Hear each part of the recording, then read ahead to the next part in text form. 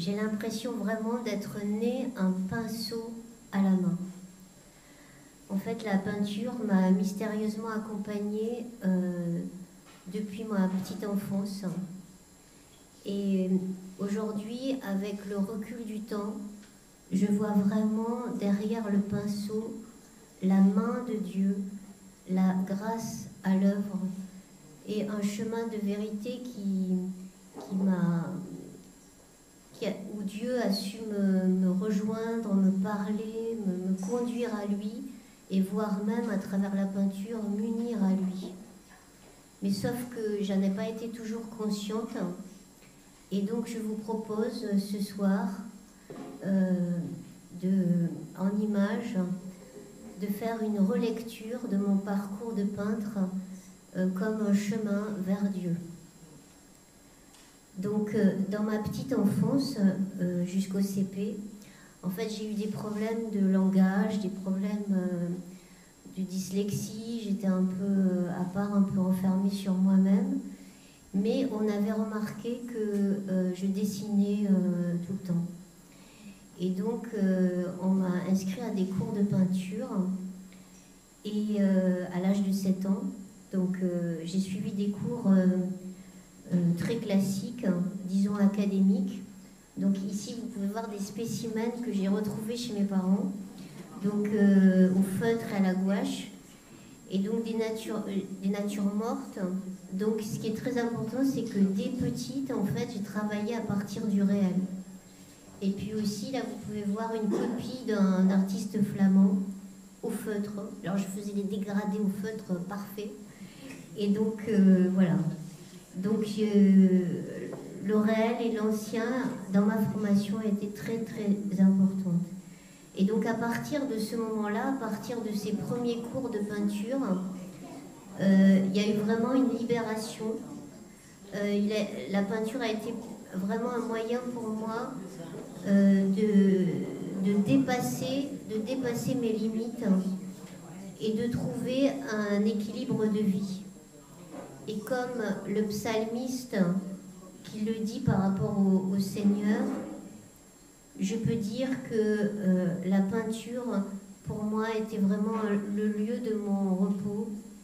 Il a été vraiment un refuge, un appui, un bouclier, le fondement vraiment d'une construction intérieure. Et très tôt, je vais être remarquée et exposée. Mais... Ah, pardon. Est-ce que vous m'entendez là? C'est mieux? D'accord. Non, pour les gens derrière, ils n'entendent pas. Donc, mais la grande révolution s'est faite à l'adolescence. Lorsque je suis sortie vraiment de l'atelier pour peindre à l'extérieur, là, j'ai appris à regarder, à contempler, à aimer la nature, à toutes les saisons, hiver comme été, été comme hiver, sous la pluie, la neige, enfin bon, j'ai fait tous les... voilà. Et aussi à m'émerveiller de cette nature. Et comme les impressionnistes, j'ai fait vraiment l'expérience de la lumière et de la couleur. D'une certaine manière, face à l'immensité du ciel et la beauté des paysages, je me suis ouverte au transcendant. Et dans la nature, je peux dire vraiment que j'ai vécu une expérience spirituelle très forte. Et à partir de ce moment-là, j'ai toujours eu un petit carnet de croquis à la main. Alors tout à l'heure, vous pourrez aller là, j'ai des lambeaux de croquis, enfin j'ai ce qui me reste, quoi, des peintures que j'ai fait toujours en extérieur.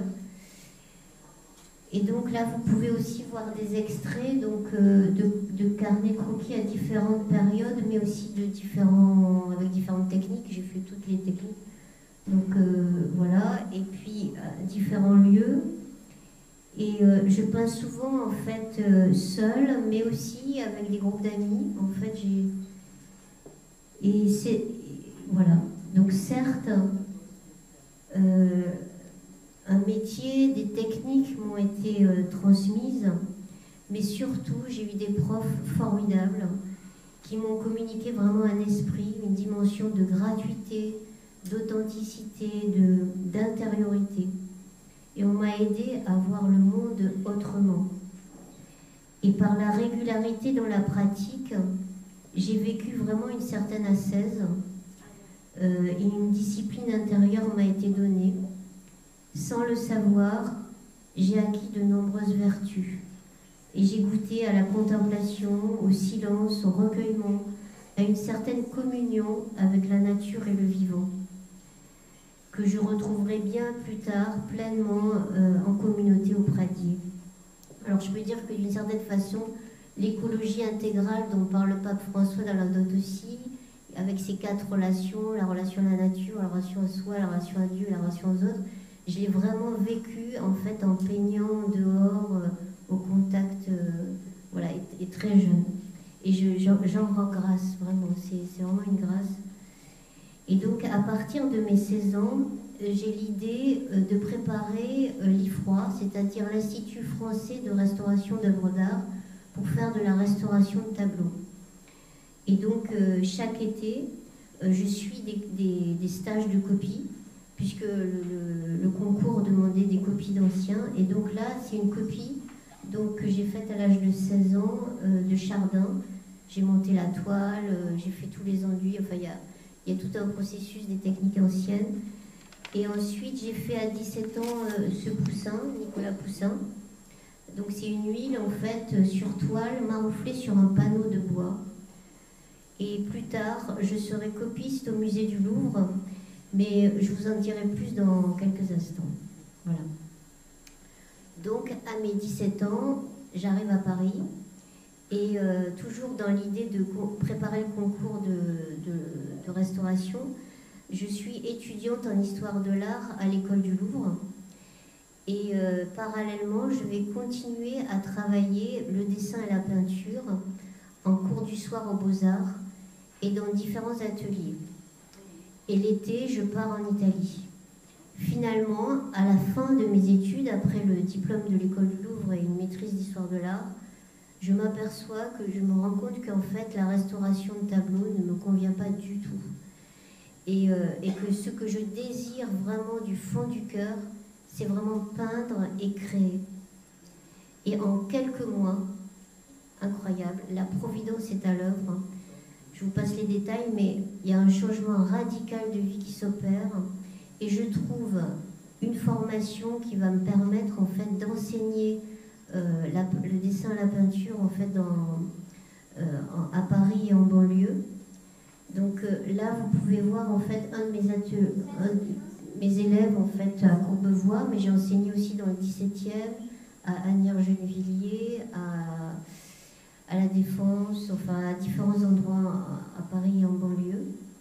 Et puis je trouve aussi, ce qui a été aussi une grande grâce pour moi, un atelier au ventre de la baleine.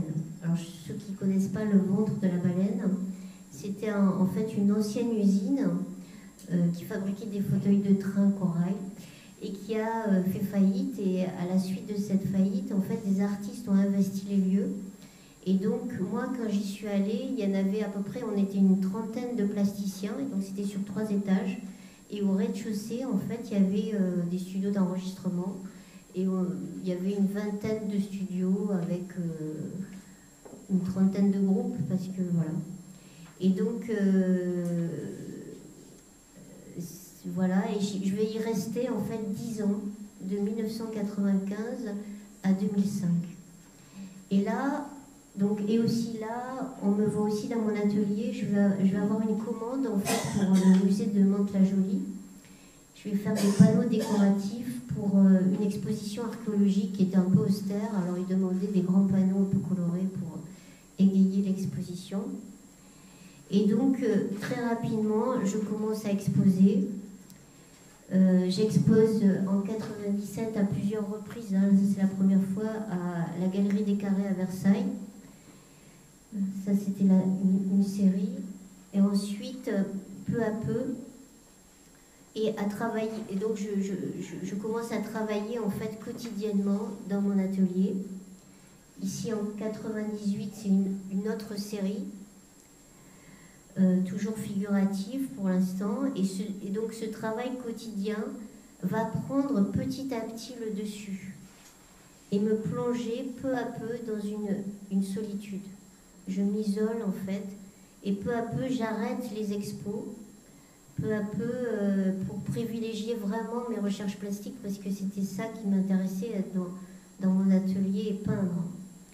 Et donc souvent je dis aux frères et sœurs, je dors peinture, je mange, je dors, je rêve en peinture, je fais tout en peinture, je suis complètement immergée dans la peinture.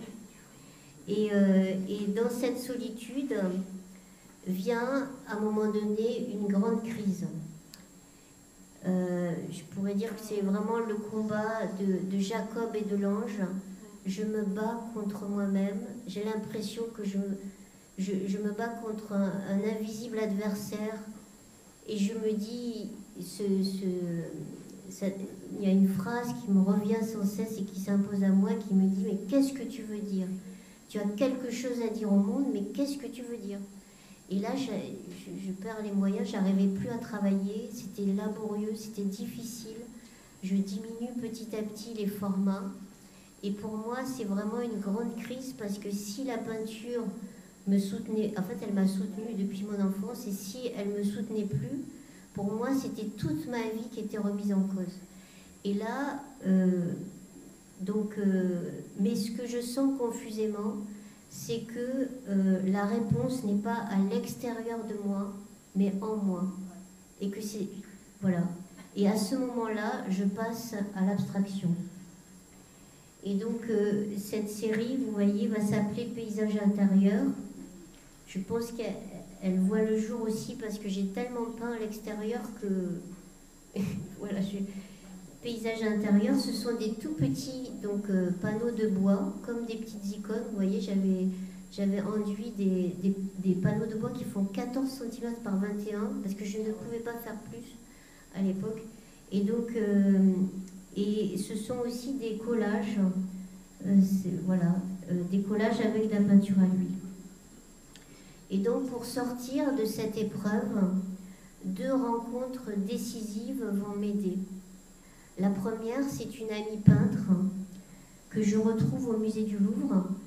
Donc à l'époque, je travaille le matin au musée du Louvre, donc j'étais copiste pendant plusieurs années. Et là, vous pouvez voir, donc j'ai étudié beaucoup le Rubens, j'étais folle de Rubens, et donc la galerie Marie-Médicis. Et je vais travailler pendant 3 mois sur une grande toile, c'est un détail en fait, cette figure de la victoire. Et donc pendant 3 mois, vous connaissez peut-être l'émission des racines et des ailes. Et donc je vais être filmée pendant 3 mois. Voilà. Et c'était la providence parce que j'avais rien demandé. Et donc pendant ce temps où je travaille, mon amie me parle et elle me parle en fait de sa relation toute simple avec Jésus, c'est sa proximité. Et là, je suis complètement subjuguée parce que je suis interloquée par cette proximité, parce que moi j'imaginais un Dieu transcendant et elle me parle d'un Dieu tout proche. Et en l'écoutant, me vient la certitude que toutes mes questions trouveront une réponse de ce côté-là.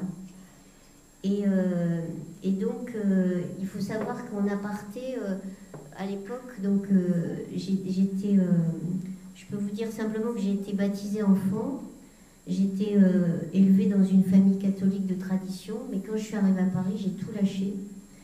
Et à l'époque en question, donc je vis en concubinage avec un garçon, j'ai vécu 8 ans avec lui, et je partage donc ma vie entre mon atelier, l'enseignement de la peinture, le Louvre et mon petit ami. Voilà.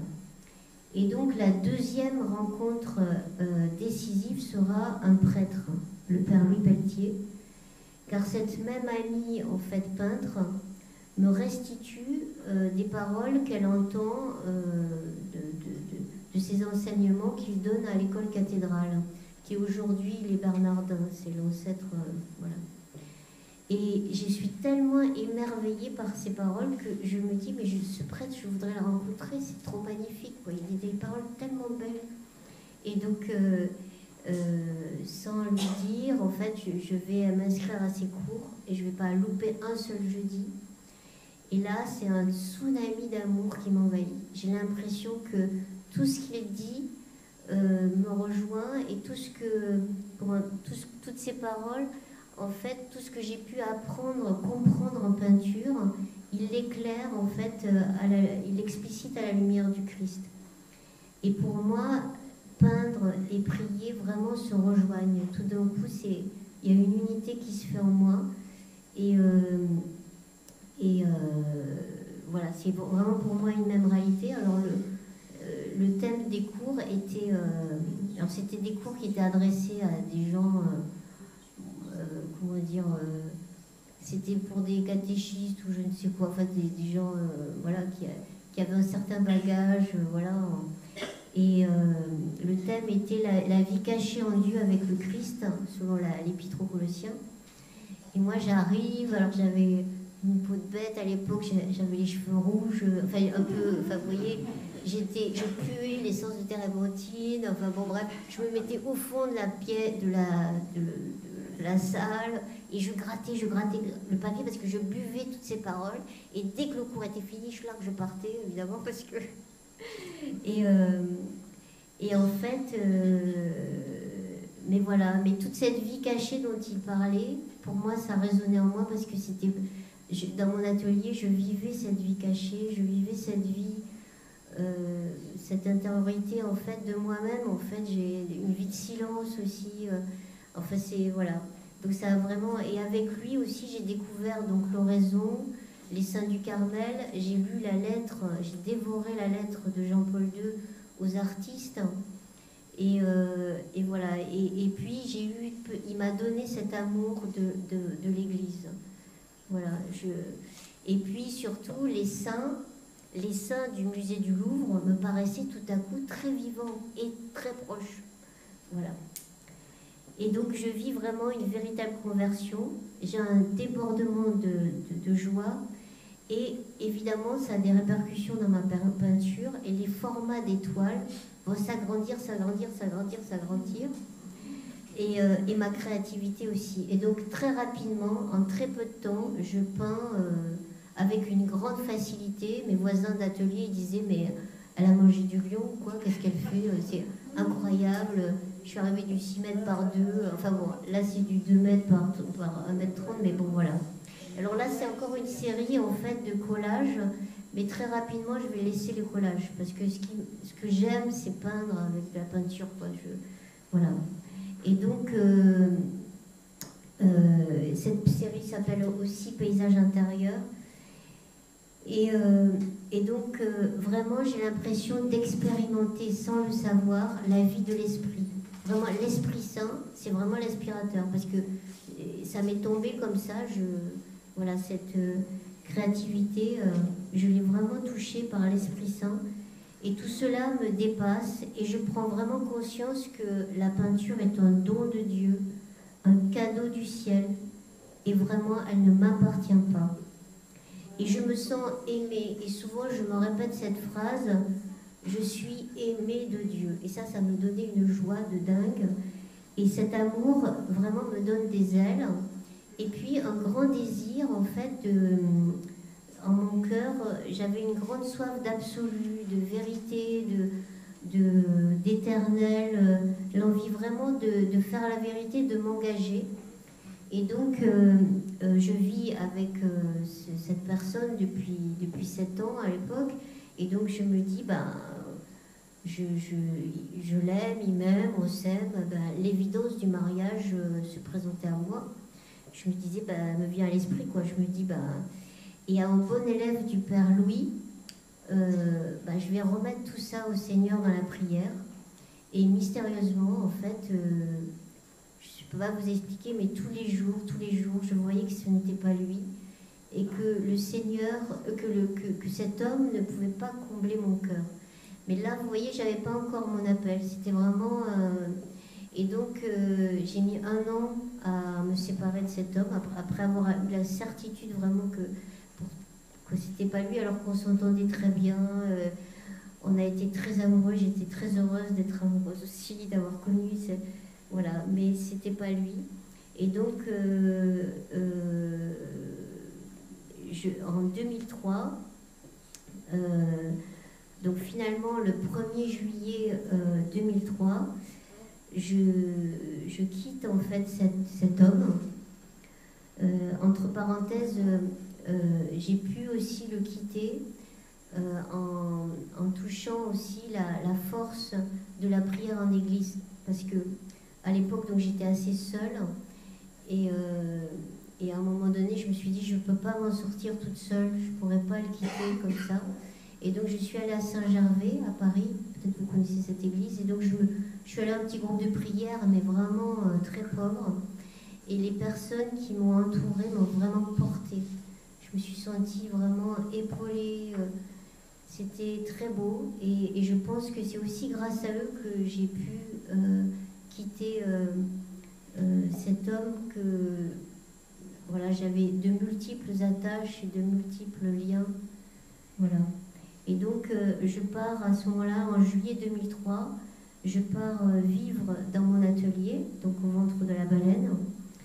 Alors dans des conditions très spartiates, parce que c'était une ancienne usine, donc il n'y avait pas... Voilà, j'allais à la piscine pour me doucher, voilà, c'était pas facile, pas simple, quoi. Mais une joie, une grande joie. En fait, voilà, je me sentais vraiment libre, et voilà. Et donc là, à partir de là, je vais beaucoup travailler. Je vais tout reporter sur le travail. Et donc je vais travailler, faire de nombreux salons et de salons d'art contemporain. Et donc là, je vais réaliser une série qui pour moi est très importante, parce que elle est l'alliance vraiment entre ma vie de foi, de prière, la méditation de la parole, et aussi l'expérience de l'Esprit Saint. En fait, pour moi, elle est très importante, et c'est cette série-là que j'exposerai en 2012 au Cloître des Billettes à Paris, donc quand je serai religieuse, n'est-ce pas, mais, et la vente des tableaux va aller au profit des constructions des premiers ermitages. Donc pour moi ça a un sens, parce que c'est comme si l'atelier, vous voyez, tout d'un coup devient ermitage, où il y a eu un don qui a été fait. Et donc pendant 2 ans, je vais travailler. Et donc ici, juste pour vous expliquer, parce que ça peut paraître obscur, n'est-ce pas? Mais vous voyez qu'en fait, j'ai travaillé avec des couleurs donc très saturées, mais volontairement saturées, et avec des lignes verticales et horizontales. Et vous voyez ces lignes, au fil de mon travail, elles vont devenir plus ou moins lâches, plus ou moins comme une grille. Et vous voyez, en faisant... Alors ces toiles sont plus ou moins de grand format. Et donc vous voyez, quand je tendais le bras, je posais une ligne verticale et une ligne horizontale. En fait, c'est la croix qui s'imprimait en moi. Parce que vous voyez, le format me plonge en fait dans la peinture. Et donc, qu'est-ce que je faisais? Je reproduisais, en fait, je faisais des croix qui s'imprimaient, qui s'incarnaient en moi. Et donc, et j'avais l'impression vraiment de me construire intérieurement comme on bâtit une maison. Voilà, il y avait vraiment une force cachée, mais bien réelle, par la répétition comme ça de ces traits verticaux et ce geste de forme de la croix. Par ailleurs, vous voyez qu'en fait, chaque œuvre est présentée en regard donc, de parole de Dieu. Ça, c'était important pour moi. Et puis, peu à peu, la gamme de couleurs, Marie-Pierre, tu peux changer. Voilà, la gamme de couleurs va diminuer, va se rétrécir et va se résumer entre un rouge. Vous voyez, le rouge, pour moi, c'est le sang du Christ, le sang rédempteur, sauveur, la vie. Le bleu, c'est le bleu marial pacificateur. Et donc voilà, il y a vraiment... voilà. Bon, je ne développe pas plus. Et vous pourrez voir, en fait, là, je vous montre que des extraits, mais ici, j'ai donc le book de 2003-2004, exposé donc, des années plus tard à Paris. Et donc, je vous disais, donc, je travaille beaucoup et je vais exposer donc, dans des salons d'art contemporain. Et à la suite d'un salon, en fait, je suis remarquée par un galeriste et il me propose en fait un projet de travailler à Berlin et Zurich. Et donc là, je me dis, je vais me mettre au travail. Et qu'est-ce qui se passe? C'est que pendant l'hiver 2004, panne sèche. Rebelote, une nouvelle crise arrive, je n'arrive pas à travailler, je tourne en rond, ça va pas, voilà. Et donc, ce que je fais, c'est que l'été, je pars à la Flatière me reposer une première semaine, et la première semaine, insomnie. Et puis, je pars une deuxième semaine à Lourdes. Et alors là, c'était la semaine où, vous savez, Jean-Paul II venait à Lourdes pour le 150e anniversaire du dogme de l'Immaculée Conception, donc en 2004. Et donc là, je dors pas. Et je fête mon anniversaire, je suis née un jeudi. J'ai fêté mes 33 ans un jeudi 12 août. Et ce jeudi 12 août, je vous dis un détail, mais c'est rigolo, c'est que je suis sortie comment on appelle ça,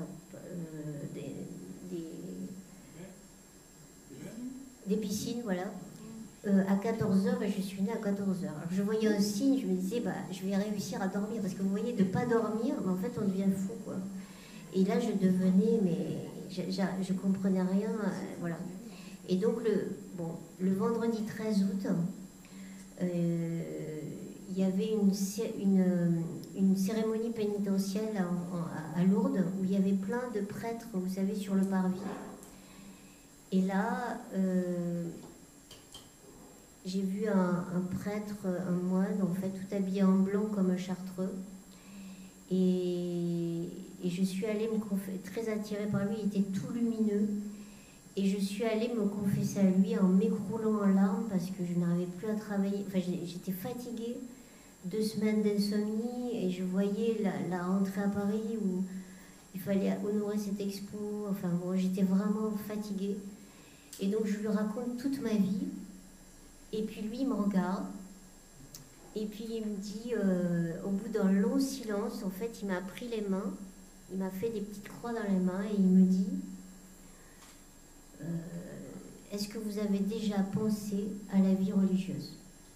Et alors là, je ne m'attendais pas du tout à cette parole parce que ça n'avait rien à voir avec la choucroute. Enfin, moi, j'étais complètement... Voilà, et là, je ne sais pas vous expliquer, mais une joie et une lumière. En fait, j'ai eu l'impression qu'une lumière me traversait le corps. Et j'ai su mystérieusement que de toute éternité, je devais être religieuse, que je serais religieuse, que c'était ma vocation. Et là, plus de problème. C'était fini. Le soir, j'ai pu dormir. Voilà. Le lendemain, j'ai retrouvé en fait le diocèse de Paris et j'ai vécu en fait donc voilà, avec une grande joie toutes ces journées avec le pape Jean-Paul II, donc à qui je dois vraiment beaucoup. Jean-Paul II est très important pour la communauté et personnellement aussi.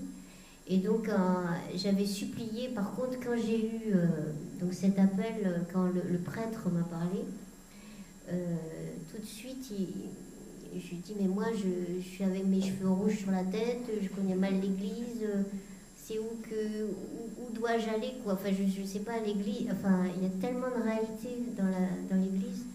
Et donc je suis allée à la grotte et je suppliais Marie en lui disant, Marie, je veux bien être une petite sœur, mais je ne veux pas être une petite sœur frustrée.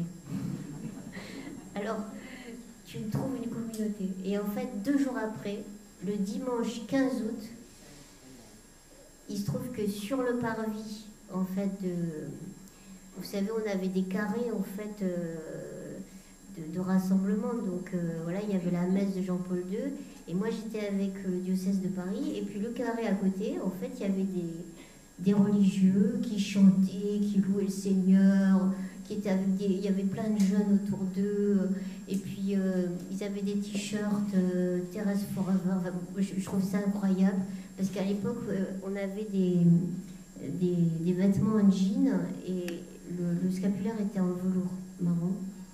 J'avais jamais vu des religieux en jean, alors je me disais, mais c'est incroyable.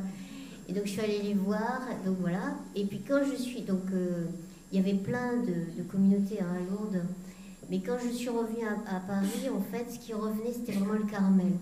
Ce que m'avait donné finalement le Père Louis. Le Père Louis il avait beaucoup d'amour pour les saints du Carmel, et c'est ce qui m'habitait en fait, l'oraison, cette vie de prière. Mais alors, aussi, quand je suis revenue à Paris, il y a eu aussi un petit hic, c'est que je me suis retrouvée un peu dans la situation d'Abraham avec Isaac. C'est-à-dire, l'enfant de la promesse, c'est bizarre, l'enfant de la promesse qui était pour moi la peinture, c'était vraiment mon Isaac. C'était ma béquille, c'était mon, voilà, tout ce qui m'avait construit. Voilà que le Seigneur me le demandait, et j'avais l'impression que je ne pouvais pas, que je n'arriverais pas à vivre sans le quotidien de la peinture. Je me disais, mais est-ce que tu vas pouvoir? Je voulais répondre à l'appel, mais intérieurement, je me disais, mais tu peux pas, c'est pas possible, quoi.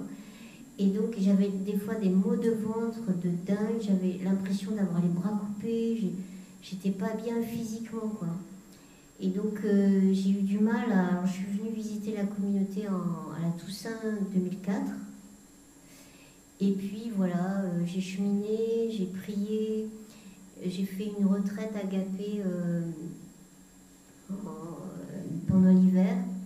Et un miracle s'est passé, c'est qu'à la mort de Jean-Paul II, le 2 avril 2005, c'est pour ça que je lui dois vraiment beaucoup, à la mort de Jean-Paul II, j'ai su mais vraiment que je pouvais tout donner librement, pleinement, que mon oui était total, et que c'était pas un problème, et que vraiment le Seigneur avait fait un miracle. Et donc voilà, donc il se trouve qu'en mai 2005, je vais regarder pour la deuxième fois au Carmel, et je vais assister donc à l'ordination de Marie-Vanne, donc il y a 20 ans, et je sais que c'est là, mystérieusement je sais que c'est là, voilà. Et donc je vais arriver en juillet, le 28 juillet, le jour de l'anniversaire de Païsie, et en 2008 je vais prononcer mes premiers vœux, et en 2012, juste avant mes vœux perpétuels, je vais exposer au Cloître des Billettes la série que je n'avais jamais présentée et que j'avais faite en 2003-2004, qui va s'appeler « Des ténèbres à son admirable lumière ». Mais je vais ajouter, vous voyez, un tableau lumineux. Enfin, 2 tableaux lumineux. Pour dire quelque part qu'aujourd'hui j'étais un peu différente qu'en 2003-2004, vous voyez. J'avais besoin de dire quelque chose de l'aujourd'hui de Dieu. Et donc, j'ai fait ces tableaux lumineux. Donc, je vais vous commenter très rapidement donc, du sang et de l'eau. Donc ça, c'est le tableau éteint, et là-bas, le tableau allumé. Et donc, il fait référence à la première lettre de Saint Jean, où vous voyez que le ciel pleure des larmes de sang et d'eau. C'est vraiment la miséricorde qui se répand en fait sur nous par le sang et l'eau qui est du côté transpercé de Jésus. Et puis ces gouttes, c'est aussi les sacrements, le baptême et l'Eucharistie.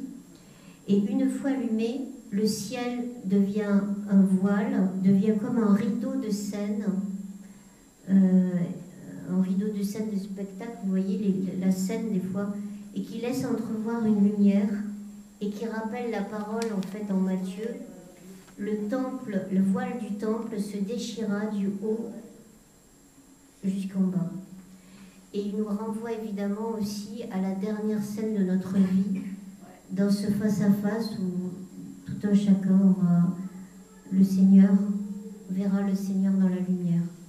Donc ça, c'était ma première méditation en tableau lumineux.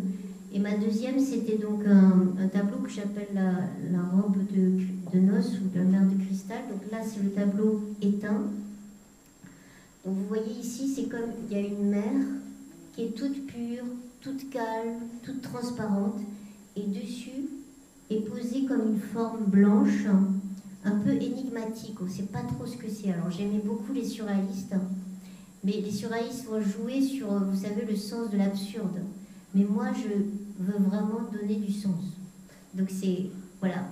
Et donc, à la façon des surréalistes, donc on voit cette forme qui est comme à la fois une statue ou un voile blanc posé sur l'eau. Et donc, cette robe pourrait être à la fois la robe de notre baptême, mais aussi la présence maternelle de Marie, qui est à la fois dans vous savez, la mer, en fait, dans l'Apocalypse, en fait, c'est la mer de cristal est en référence aussi à Marie, à la Vierge Marie. Donc voilà. Et vous voyez ici des irisations comme des petits poissons sous l'eau, comme si vous voyez qu'ils sont tout attirés vers la blancheur de Marie. Et quand le tableau s'allume, la mer devient un ciel, la robe devient un temple, et les irisations des petits poissons deviennent comme vous savez, des traînées de lumière, comme des grâces, vous voyez, les grâces répandues dans le monde. Donc il y a vraiment, une fois allumé, une transfiguration qui s'opère, ce qui est caché est vraiment révélé. Et donc, voilà, alors, vous aurez, à la fin de mon petit témoignage, un petit cadeau. Ce tableau lumineux, je l'avais donné en signet pour mes vœux perpétuels. Donc, je vous donnerai un petit signet avec une méditation plus complète. Donc, vous aurez aussi la méditation. Voilà, donc j'arrête là pour que vous goûtiez après la méditation, chacun. Voilà, donc en 2005, j'arrive au Pradier et à peu près pendant 15 ans, je vais arrêter complètement, alors je dis complètement la peinture parce que avant, pour moi, la peinture, c'était vraiment un quotidien. Donc voilà, j'ai pas... Mais les frères et sœurs me demandent toujours des petits trucs, voilà, mais c'est ponctuel. Mais c'est pas du tout le quotidien, pour moi, c'est pas ça. En fait, donc pendant 15 ans. Mais on m'a demandé, alors, je sais pas si Véronique va la jouer. En fait, en 2006, quand j'étais novice, il se trouve que j'ai eu la grâce, en fait, de faire un vitrail pour une chapelle privée, alors je ne sais pas si vous connaissez, voilà, pour Philippe Pichon, en fait, à Espeluche. Et ça a été vraiment une grande grâce. Alors Philippe m'avait croqué un petit dessin, et puis moi, je l'ai mis en couleur, quoi. Et ça a été vraiment... voilà, je rends grâce pour ce temps. Et en 2019, suite à des épreuves, en fait, en communauté, j'ai eu vraiment, au fond du cœur, la nostalgie, en fait, de ce lieu de repos, de ce lieu qui m'avait nourri enfant. Et je me suis dit, vu mon émotivité, ce que je vivais, je me disais, il n'y a que la peinture qui pourra me redonner cet équilibre, m'aider à être... Voilà. Mais, comme les rois mages, je ne voulais pas reprendre le même chemin. Je me suis dit, c'est pas possible, tu peux pas... Et donc j'ai pris un chemin nouveau, c'est-à-dire l'enluminure. Et donc j'ai apporté quelques enluminures ici, là. Donc vous verrez des originaux, parce qu'à la communauté aussi, on les met en carte postale. Et donc ceux-là, évidemment, je ne pourrais pas vous les montrer parce qu'il y a eu pas mal de commandes, et donc du coup, j'ai que des photos. Et en juin 2023, j'ai la joie aussi de vivre longtemps un ermitage. Un mois m'est accordé, et là je vais fêter mes 18 ans de départ du vent de la baleine. Et cette année, je fête mes 20 ans de sortie du vent de la baleine. Et j'ai repris vraiment les pinceaux comme si je les avais quittés hier. Et c'est là que vraiment on voit un jour est comme 1000 ans est comme le jour. Le Seigneur vraiment, c'était comme si je quittais la peinture, voilà. Donc là, vous verrez, en fait, je peins le pradier. Donc c'est des gouaches comme je peins depuis toute petite, en fait. Ça c'est ce que je sais faire, quoi. Enfin, je veux dire, ça me détend, quoi. Et puis voilà, j'ai envie de dire que vraiment l'aventure continue. Peut-être, je crois qu'il y a encore voilà, avant, voilà. Donc aussi, vous verrez ici sur la table ici, donc d'autres dessins aussi que je fais, des anges, de Jésus, enfin évidemment, voilà. Et voilà, si vous voulez aussi être donateur autrement, vous pouvez acheter un petit dessin, et en fait ça ira pour la toiture et les fenêtres. Et donc j'ai envie de dire, pour conclure, que vraiment la charité me presse. Je fais aussi des petites cartes, il y en a certains qui me connaissent en gymnastique spirituelle, donc voilà. Et en conclusion, j'ai envie de dire que tout ce que j'ai vécu et reçu en peinture préfigurait d'une certaine façon ma vie d'aujourd'hui. C'est comme l'Ancien et le Nouveau Testament, quoi. Mais l'un n'annule pas l'autre. En fait, ils sont... Et donc, et aujourd'hui, ça semble vraiment en résonance avec toutes les dimensions, en fait, de notre charisme. Et notamment, donc, je reprends juste, vous voyez, vous rappelez, en fait, la place importante qui a été pour moi la nature, la création. En fait, j'ai peint dehors, et ce lien contemplatif à la création, en fait, aujourd'hui, je le retrouve aussi au Pradier, avec les beautés des paysages, avec... c'est vrai qu'on a beaucoup de choses. Et voilà. La deuxième chose aussi, c'est la vie fraternelle et la vie de solitude.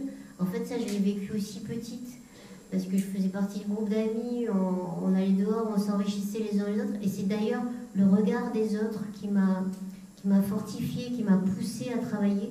Parce que moi, je ne voyais pas forcément que j'avais ce don, vous voyez.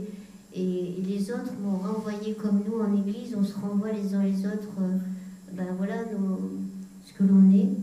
Et puis la vie de solitude, c'est vrai que j'ai vécu beaucoup en solitude. Ça pour moi, je suis comme un poisson dans l'eau quand je suis enfin pour moi c'est voilà. Mais sauf que la solitude que je vivais en atelier, c'était plus une introspection. J'avais un repli un peu sur moi. Tandis qu'aujourd'hui, cette solitude, elle est vraiment habitée par le Christ. Elle est en communion avec mes frères et sœurs, en communion en église, avec le monde entier. J'ai l'impression d'être vraiment une petite sœur universelle. Et c'est pas du tout quand même la même solitude. Voilà, Et puis le troisième point, c'est la parole de Dieu et la spiritualité, toutes les saints du Carmel et l'oraison. Ça m'a été donné au tout début de ma conversion par le Père Louis. Et je l'ai retrouvé totalement. En fait, tout ce que j'ai reçu au début, je l'ai fait... Enfin, aujourd'hui, je le retrouve en communauté. Et puis aussi Jean-Paul II qui a été très important pour mon appel. Et la confirmation aussi de cet appel. Et donc, en conclusion des conclusions, j'ai envie de dire que pendant des années, j'ai pensé que j'avais vécu la peinture, puis le voile. Mais en fait, non, c'est tout le temps. Quand vous voyez tout ce parcours, en fait, c'est tout le temps. Le Seigneur, voilà. Et donc, aujourd'hui, j'ai envie de dire que je suis le petit pinceau de Jésus, que Jésus a choisi, et la toile sur laquelle Jésus peint sans cesse son visage. Lui, l'artiste des artistes, l'artiste de nos âmes. Amen.